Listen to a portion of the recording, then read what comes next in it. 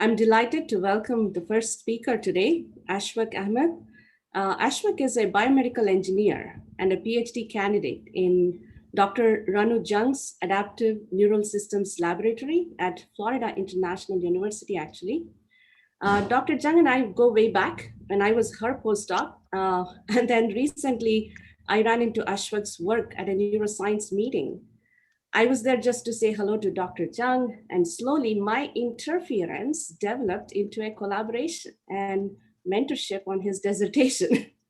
I will now hand it over to soon to be Dr. Ahmed to share his exciting work with us.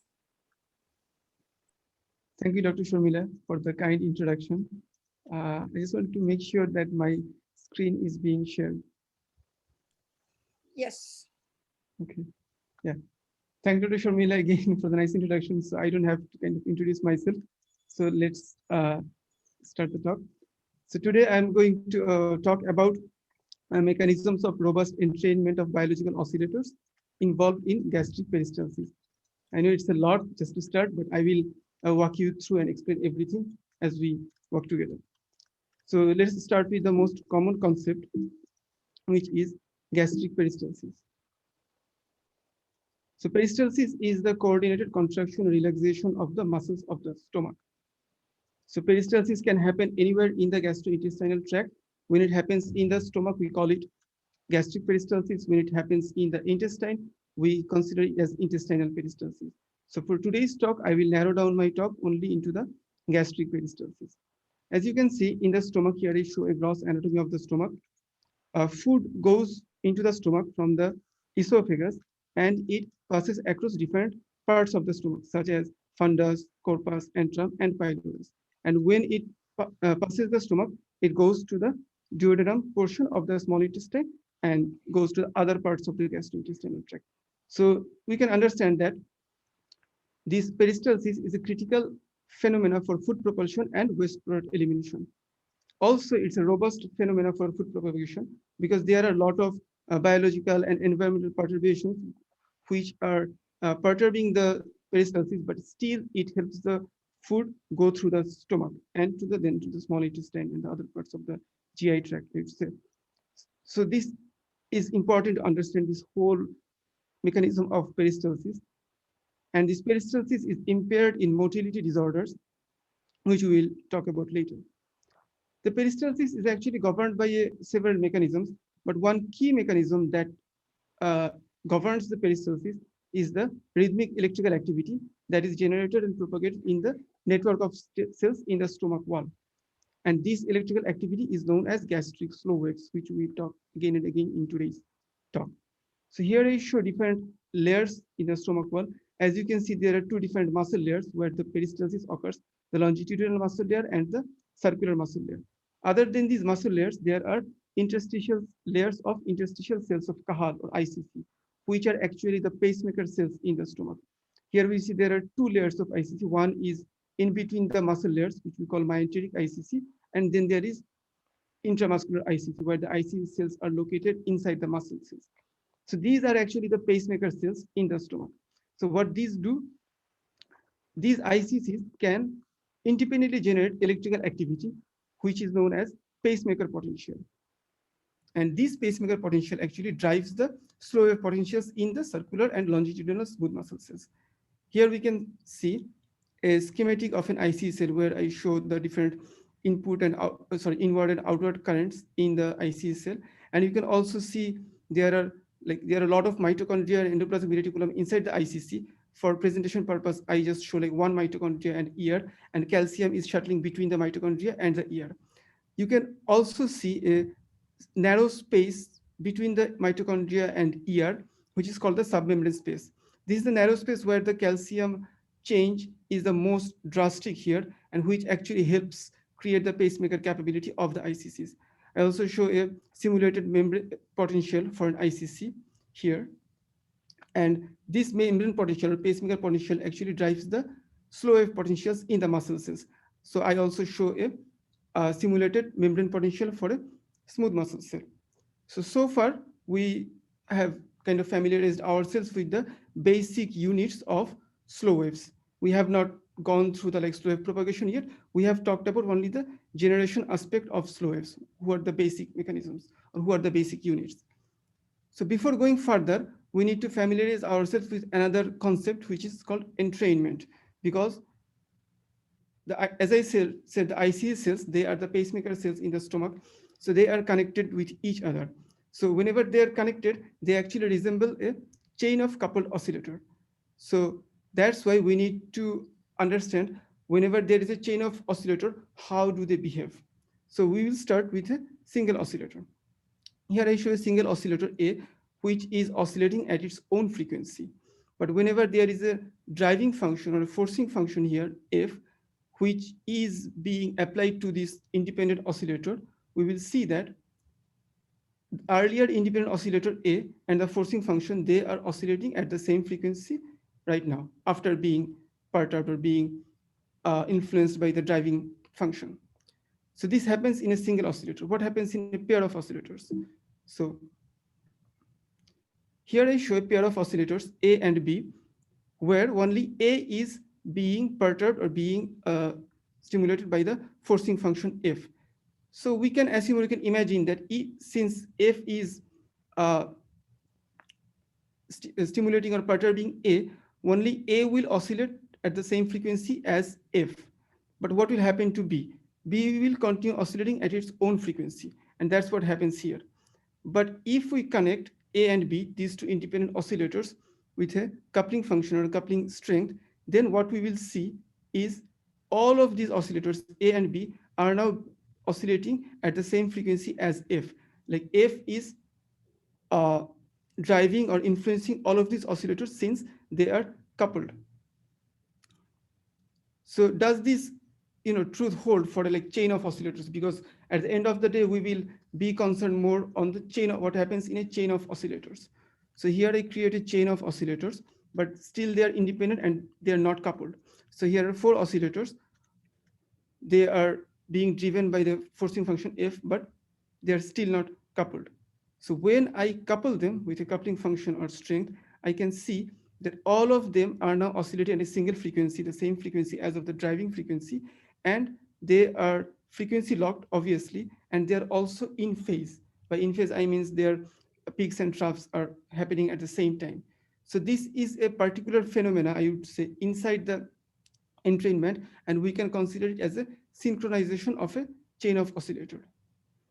This synchronization is occurring because all of these oscillators are being driven by the same strength of driving function. But in the stomach, this doesn't happen exactly. What happens is that there are a chain of ICCs in the stomach wall where each ICC is able to generate its own intrinsic pacemaker frequency. So the scenario is something like this. If we cut the stomach into different pieces, we will see that these are, we can assume that they are different pieces, A, B, C, D, but they have their own intrinsic frequency or own forcing function, and there is a gradient of those forcing functions. So A, the rostralmost cell, will oscillate at the highest frequency, and as we go down, we will see that the caudal cells will oscillate at the lower frequencies, and we are assuming that they're still not coupled or connected because we cut the stomach and made it in different pieces. But in an intact stomach, they are coupled. How they are coupled, I would come to that later, but they are coupled. So what happens is that all the ICCs now oscillate with a single frequency, as we can see here. Now they are coupled, there is still a gradient in the forcing function, but as you can see, they are oscillating at the same frequency right now. But compared to the earlier slide where I showed there is a synchronization of oscillators, here we can see that these oscillators are not in phase right now. There is a lag, which we call as rostrocaudal lag in this chain of oscillators. So this scenario, we consider it as an entrainment where the oscillators, they are entrained to a particular frequency, most likely the frequency of the rostralmost cell, which is the highest intrinsic frequency, but there is a lag, like phase lag or rostrocaudal lag from the rostralmost cell to the caudalmost cell. So this is a scenario which we will consider as an entrained scenario in the rest of the slides, or rest of my presentation. So whenever this entrainment or the slow wave entrainment is lost, it actually disrupts the slow waves. which leads to the disruption of the peristalsis, and finally, it affects the motility disorders. So now, since now we are familiar ourselves with the concept of entrainment and slow wave generation, now we can emphasize on how the slow waves are propagated. So here comes a key player called gap junctions, because the gap junctions are those elements that enable the propagation of slow waves from the rostral most part of the stomach to the caudal most part of the stomach. Gap junctions are a special protein who connect the ICCs, and the ICCs and the SM cells, and also the SM cells. By SM cells, I mean the smooth muscle cells. So through the gap junctions, they facilitate the intercellular electrical coupling, which is the passive diffusion of electrical charges, I would say. And they also facilitate the exchange of second messengers, such as calcium and inositol trisphosphate, or IP3. So there is electrical coupling going on there, and also exchange of second messengers. And the intracellular concentration of IP3 is modulated by the neural stimulus. I would talk about the neural stimulus later. Again, I'll show like how it occurs. But this happens, and this is something that is not like well explored in the literature. So when I dig through the literature, what I found out is that the role of second messengers, which is induced by the intercellular coupling and neural stimulus, is not explored very well. So I wanted to understand it and understand its roles in the entrainment of slow waves, or robust entrainment of slow waves. So that we would cover in today's talk later. So to do that, first I need to develop a computational framework, which includes the gap junctions I showed you earlier, which actually includes the electrical coupling, the second messenger exchange across the gap junctions, and also the modulation of second messengers by neural stimulus. When we develop the model, then we will utilize this framework to assess the contribution of electrical coupling and also the exchange of second messengers along the length of the stomach where the entrainment is preserved, which we also denote as entrainment range or longitudinal entrainment range. So let me show you the network model first we developed. So this is a network model of the stomach wall where we designed, or we modeled 42 ICC cells and 42 SM cells, and they are connected with each other by gap junctions, as you can see. And this 42 cell length network actually represents mid-corpus to terminal antrum of a cat stomach. So it actually simulates cat stomach in real time. So within an ICC cell, here I show the key variables of the ICC. There are 4 variables I'm showing: the membrane potential, the intracellular IP3 concentration, and the calcium concentration. As you may remember, there are like 2 kinds of calcium concentration I'm measuring. One is the intracellular concentration, which is, you can think of like the calcium that is available in the cytoplasm of the cell. And then there is submembrane space calcium, which is the calcium concentration we will measure in the narrow space between the mitochondria and ER, which I showed earlier. There are a lot of inward and outward currents and fluxes going on and modulating all these variables. So this is, I would say, a highly nonlinear system that is present inside this ICC. And you will see there are several feedback going on here, like voltage is providing feedback to IP3, then there is an IP3 to calcium feedback, and finally there is a calcium to voltage feedback. So all these feedbacks kind of make it as a highly nonlinear system and closed loop system. And other than this, there is also neural stimulus from the enteric motor neurons to this ICC, which is modulating the concentration of IP3. So this is what I was talking about earlier, the neural stimulus that is upon on the ICCs. It's not over here. There are also intercellular exchange of calcium and IP3, as I said earlier, and they also modulate or contribute to this nonlinear system. And last but not the least, there is a gradient in the neural stimulus that is provided on the ICCs. Here I show the gradient here. So because of this, and there is like literature evidence that such kind of gradient exists, that more neural stimulus is being provided to the rostral cells and less neural stimulus is being provided to the caudal cells. So all these make our system, I would say, like highly nonlinear and robust, but we will check that later. So first, we will show you like whether this framework, this computation framework can produce slow waves that we usually observe in an intact stomach. So to understand that, before going through that route, I'd like to tell you that all these simulations are run for like they're like 900-second simulations simulated in MATLAB. So before going into the simulations, I'd like to kind of bring you on my table to know the what are the key parameters we will measure and we will show like again and again throughout this presentation. So what I did, there it was like 42 cell network, so I picked cells in the network. I picked every 7 cell and plotted the membrane potential, the SM cell membrane potential of the network. I chose the SM cell membrane potential over the ICC membrane potential because in experiments, the experimenters usually measure the SM recording from the smooth muscle cells. So we chose the smooth muscle cells as a readout of this network behavior. So I plotted the smooth muscle cell membrane potential of every 7 cell in my network. And so here is like one gastric slow wave cycle. As you can see, the successive phases of activity from the rostral cell to the caudal cell. This we call one gastric slow wave cycle. So other gastric slow wave cycles exist similarly like this. The peak membrane voltage between the rostralmost cell and there is the caudalmost cell. So there is a time lag between these peak membrane voltages. So this time lag, we consider it as total lag. And this total lag should reach a steady state value in an intact stomach. We also defined something called relative lag. Relative lag is the time difference between the peak membrane voltage of the first cell and any other cell in the network. So it's always relative to the first cell. And these relative lags should always reach a steady or constant value for a particular pair.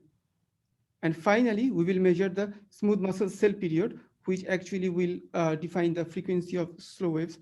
This smooth muscle cell period is defined as the difference in time between the peak membrane voltage of 2 consecutive cycles.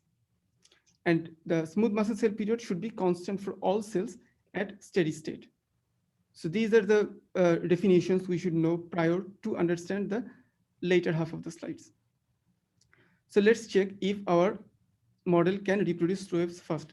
We'll check the direction first. To check the direction, what we did, we plotted the spatiotemporal membrane potential of all 42 cells in our network.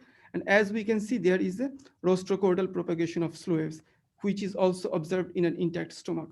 So it can produce the correct direction of slow waves. Next, we will check the total lag. So as we can see, initially, it is a like simulation result. Initially, there is a transient result in the total lag, but later at steady state, it has reached a steady value. You will not see any transiency in the intact stomach or biologically, but this is a phenomena from the simulations. So we will be mostly concerned about what happens in steady state. So in steady state, we find a like steady value of total lag. So there are two more parameters remaining. One is relative lag. We see that from the simulations, we find a steady value of relative lag. And the SM cell periods, they are approximately all the same. Next, we compared our simulation results to experimental recordings from the cat stomach we mentioned earlier, the in vitro recordings from the cat stomach. So we plotted those and we find that our simulation results compare fairly well with the empirical results or the experimental results. So this suggests us that this is a reasonable computation framework which can produce slow waves in an intact stomach and which we can use for answering further questions. So we used our model to test or to answer several questions, such as first we tested whether the inter-ICC electrical coupling and the second messenger exchange, they can independently generate slow wave propagation. Like earlier we used them together. So now next our question was whether if one single mechanism was present, whether it is sufficient to generate slow wave propagation. The second question was, if we change the coupling strengths, whether it can produce robust entrainment, meaning how robust is our entrainment in our network. And the last question was whether this entrainment is robust in presence of coupling variability, because we know in biological scenario, things will not always be the same or constant like we modeled in our network. There will be variability. So whether our network holds true in those scenarios, we'll check that. So first, to check whether distinct mechanisms can produce slow wave propagation, what we did, we selectively turned on one single mechanism, intercellular mechanism. So first we turned on the electrical coupling, but turned off the second messenger exchange.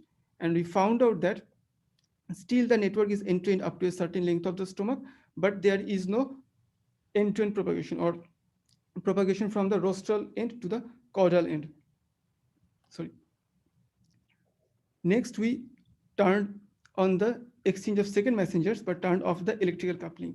This is something interesting for us, which have not been studied earlier. And is this may not be a biologically plausible scenario, but for a theoretical purpose, we did the simulation and found out that if there is only presence of second messenger exchange, still the network entrains up to a certain length of the stomach, which uh, tells us that either mechanism can generate slow wave propagation, maybe not from the rostral end to the caudal end, but they can produce propagation up to a certain length of the stomach. And when these two distinct mechanisms are added together, we see that the relative lags have reached steady state value and all the essential periods are approximately constant, which tells us that the network is entrained from the rostral end to the caudal end. So it suggests us that the IP3 or the second messengers, they actually enhance the range of propagation, the range of entrainment along the length of the stomach. So our first question was answered by these tests that either mechanism can produce slow wave propagation, and the second messengers on top of electrical coupling, it actually enhances the longitudinal entrainment range. Next, we tested whether the entrainment is robust in different values of coupling parameters, because so far the coupling parameters was constant. So first, we tested it for electrical coupling strength. We changed the strength of electrical coupling value 2 times above and below the value we used earlier. And we found out that for lower values, the network can entrain up to a certain length, as we saw earlier.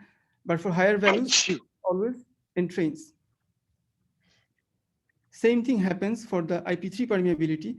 For lower values, it entrains up to a certain length, and for higher values, it always entrains from the rostral end to the caudal end. So to check this scenario, we plotted the total lag against different values of electrical coupling strength and also against different values of IP3 permeability. And we saw one common trend, that is whenever the coupling strengths are higher, the total lag is getting lower and lower, which makes sense because whenever the coupling strength is higher, the rostral cell can influence caudal cell like in a quick manner, and the uh, propagation can move from the rostral end to the caudal end faster, which makes the slow wave velocity faster, which is fine. But the problem is that one question arises, like if we increase the coupling strength to an like indefinite manner, will the total lag become zero and slow wave velocity will become zero, and there will be like a synchronization of slow waves. So that's something we answered later by doing the simulations for more values of coupling strength in terms of electrical coupling strength and IP3 permeability.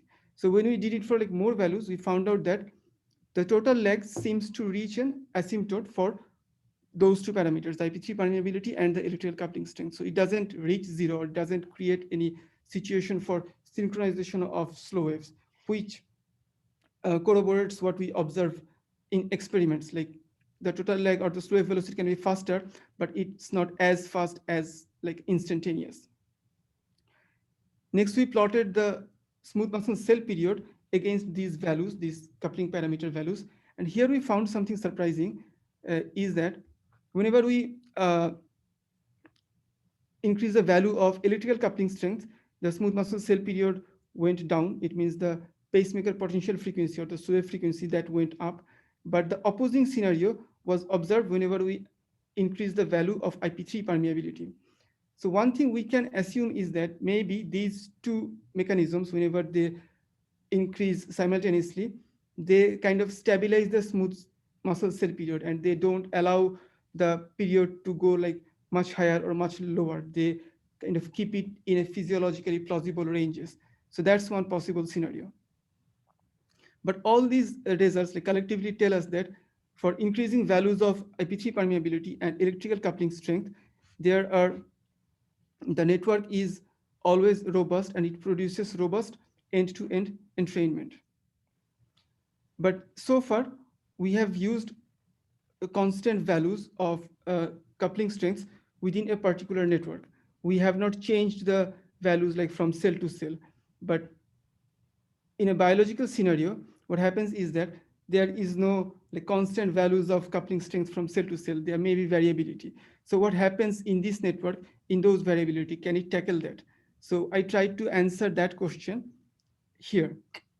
So what we did, we change the variability in coupling in different amount, 20%, 50%, and 100% around the mean value, and measured different variables like we did earlier, the total lag, relative lag, and all those key parameters. So we tested two distinct scenarios. In one scenario, there was no intercellular IP3 flux. There was only electrical coupling. So the variation was only in electrical coupling strength. So what we found out is that for variability in electrical coupling strength, when there is no second messenger exchange going on there, the network never entrains. As you can see, the total lag does not reach any steady value. It just goes on and on. But whenever we added the exchange of second messengers, and there is still variability between the coupling strength and also the IP3 permeability, we see that for up to 50% variability, the network is still entrained, as we can see from the steady state value of the total lag. But for 100% variability, we see that there is no entrainment. But this is not the end of it, because we have to check other parameters such as relative lag and frequency to confirm these observations. So later, we plotted the membrane potential, relative lag, and SM cell period for the first set where there was no intercellular IP3 exchange going on. And we can see that whenever there was small variability, I would say like 20% or 50% variability, the network was still entrained up to a point, but not from the rostral end to the caudal end. And as the variability goes high, the range of the length where the entrainment is preserved, that shrinks more and more. And whenever there is like 100% variability, we barely see any length of entrainment. But whenever there was intercellular IP3 or exchange of IP3 going on, we see that up to 50% variability of the coupling strengths, we see the network is entrained from the rostral end to the caudal end. And even when there is 100% variability, the network is still entrained up to a certain length of the stomach. So all these experiments, like in silico experiments, tell us that whenever the two distinct mechanisms, the electrical coupling strength and exchange of second messengers, are present in the network, even if there is variability, the network still entrains up to a certain like substantial length of the stomach, and it provides more robustness to the network behavior. So these were our results, but there is something more that can be done within this computational framework and outside this computational framework. First, I showed you there was a gradient in neural stimulus from the rostral end to the caudal end, and that actually promotes the rostrocaudal entrainment. But there could be perturbations in such a gradient which may exist and can influence the slow wave directionality. Like I showed you the rostrocaudal directionality of slow wave propagation, but it can be retrograde propagation, meaning that the slow wave can propagate from the caudal end to the rostral end, or there may be multiple pacemakers, multiple dominant pacemakers, and there can be multiple slow waves which kind of like collide and annihilate within a length of the stomach. Our study, like so far, it concentrates more on the intercellular aspects of slow wave propagation, like intercellular mechanisms, the inter-ICC coupling and the IP3 permeability. But it doesn't dig deep into the mechanism that actually generate the peristaltic slow waves, or that are necessary for the generation of peristaltic slow waves. So those intrinsic mechanisms, we have not played around with those intrinsic mechanisms in this study. So that can be something added to further study. And finally, our like long-term goal is to utilize or update this computational framework to explain the resultant slow waves that we observe during gastric motility disorders. Like that's our ultimate goal, I would say. So thank you everyone for listening so far. I would like to thank my professor, Dr. Ranu Jung. She is a big inspiration for me always. I'd like to thank Dr. Sharmila Venugopal for providing me this amazing opportunity. and for guiding me over the last year throughout this lockdown. And like all these, like we had a lot of brainstorming sessions and discussion sessions for all these things. So I'd like to thank her. I'd like to thank my ANS lab members, my friend Ayan. I'd like to thank University Graduate School for the funding I got last year. My department, especially Arash, he is a modeling guy and he helped me a lot to think different things and work around different things. I'd like to thank my wife Aduri. She always gives me the harshest criticism, and which is good for me. I'd like to thank Caroline for making everything possible for me, like through contacting me and emailing me and everything. And Claudia, she's the grad coordinator. She's the coordinator in our department. She's always there for me and us. So I'd like to thank everyone. So I would welcome any questions or any discussion.